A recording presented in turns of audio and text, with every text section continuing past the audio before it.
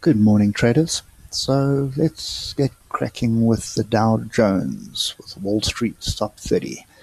I guess before we get cracking, you'll notice we are now back on the Ichimoku, and this is kind of the theme that we'll be following with this series of videos through the course of the year, the future.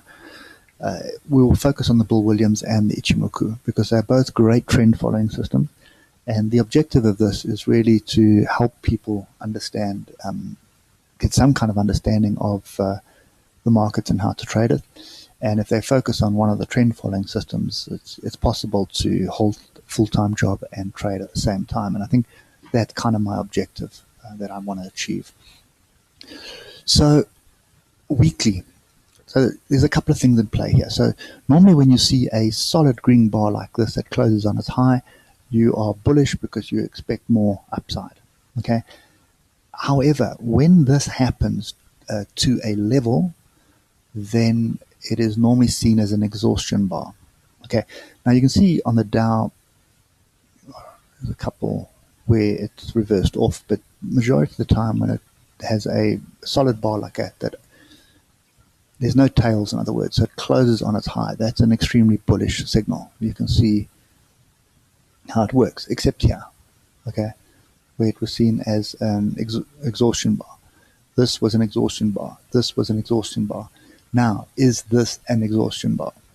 I think that is the $1,000 question at this stage.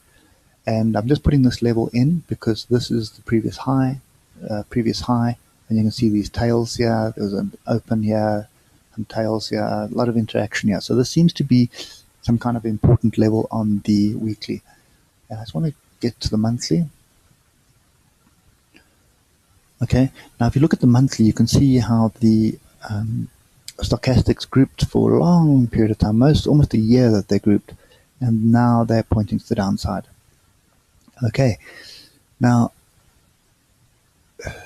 again, was this just a stretch, and you would have expected it to come to that area there if it was a stretch, but you can see how the buyers are still being in at the bottom here. So, have they managed to drive this higher? This is the big $1,000 question. And in my mind, we are bouncing off Dickinson, and you can see that indicates a strong trend, but Dickinson has flattened out a bit on the monthly. So, yeah, the jury is out a little bit as to where we're going.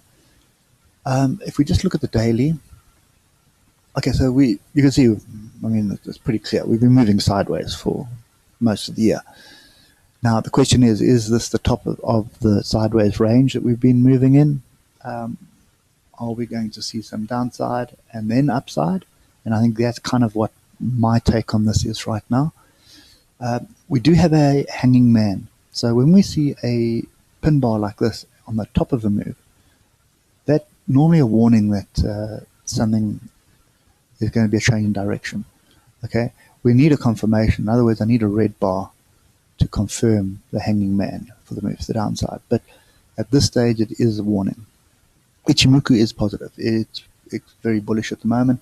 We do have the oscillators. They're not grouping yet. They are in overbought territory, but nothing serious. Okay, so let's just get down to the 4-hour. Okay, so 4-hour Ichimoku again is bullish. You can see how we are following Dickinson.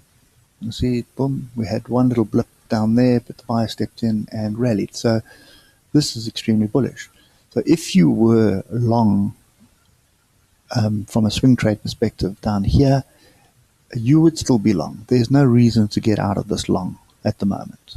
Okay, so you probably have a stop below this tail here. Okay, so if you did manage to get in down here or even here, sort of on the break of the cloud, the retest, and you would have been on this fractional break been long, you still be long with your stop up here, or maybe even moving a stop below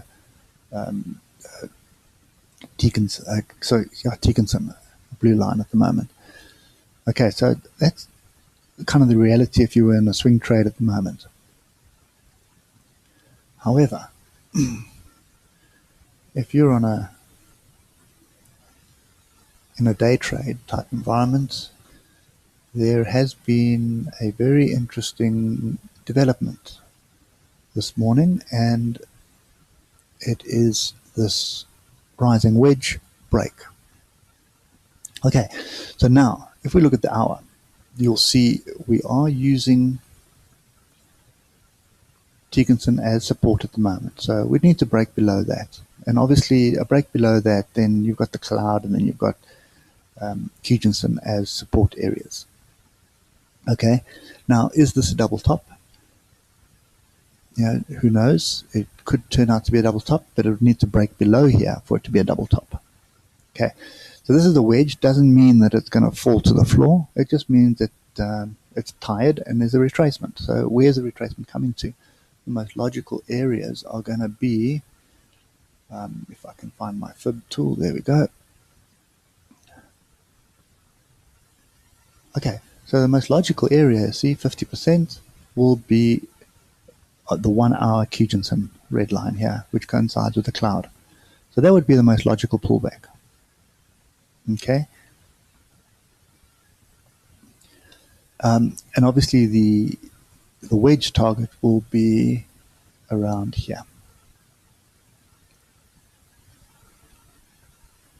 Okay, so we've had a grouping here as well, and we've got some diversion. So there is merit for some downside at the moment. Okay, so I've just drilled down to 12 minutes because this is kind of where I'll be trading today anyway. And what I'll be looking for, the only reason that I would look for a short here is a change in direction on Ichimoku. And at this stage, there isn't one. Okay, so I'm looking for price to come back up.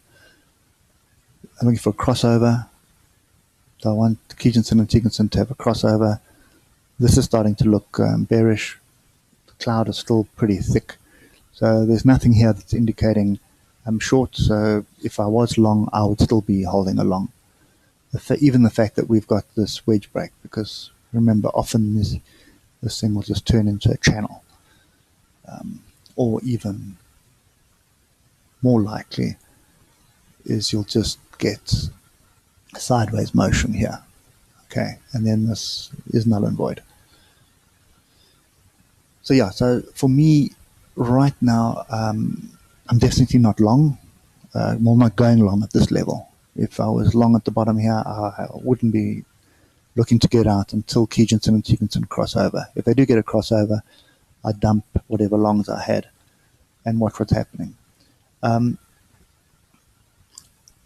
not sure that I'd be short at this level either. I'd need some confirmation for the short to happen. I mean, even on the 5 minutes, you're not. There's no real picture on the 5 minute that the trend has changed. Okay, we pretty much sideways. So yes, I think I'm very reluctant to go long over here. Okay, and I mean, if you're going to go long here, it's very, very high risk. So short definitely is in play. There is an opportunity for a short here, but I'd need to see something more. Okay, this move was strong from Friday, so you can see how strong this move was. So this could be the second move of well, from here. So this was the move, this was consolidation, and now here's the second move. So this breaks the upside, then there is going to be quite a bit of upside still to come. So yeah, so I'm going to be cautious, very cautious. This could be a double top, but it's going to, as I say, it needs to break here before you can even consider it being a double top, which is quite far away. I still feel that this is a short-term top in play, but we do have some. I just want to look to the left. Okay, so we've got. We want to go on that inside tail there. Is there anything else? No, that's the only one that we want to be concerned about. So there could be still a stretch for here, and then we fall off. Okay. So I think I'm going to really just sit on my hands at the moment. There's nothing that's standing out for me. If we were long on a swing trade down the bottom here, I'd still be long. I'd just have my stop up the top here because I am concerned that it's looking like it's going to turn. But it did look like it was going to turn on Thursday as well with all this and the confirmation. And it did fall off a bit, but there was no continuation. Bull stepped in straight away. So that's me at the moment. Very much fenced on the Dow. I'm not convinced either way. And you can see now we have broken through Kijinson. So if this break holds, that would be the first signal for me that there is more downside to come. But I do want to see a crossover. When we going sideways like this is range, and can't read much into it before the European Open, but that's where it is. So for me, not really looking for longs at this level. I want to be down somewhere down here to be long, which is a better risk to reward. And I am looking for an opportunity to short at this level if it does present itself. So that's what I'll be doing. Price action will be key today, looking for reversal patterns on the 15 or 12 minutes charts. If I do see some form of reversal patterns, then we'll definitely take the short. Anyway, guys, that's the Dow. I know it's not 100%, but it's really topsy-turvy at the moment. So stay safe, keep those stops close, and enjoy the day. I'll catch you guys later.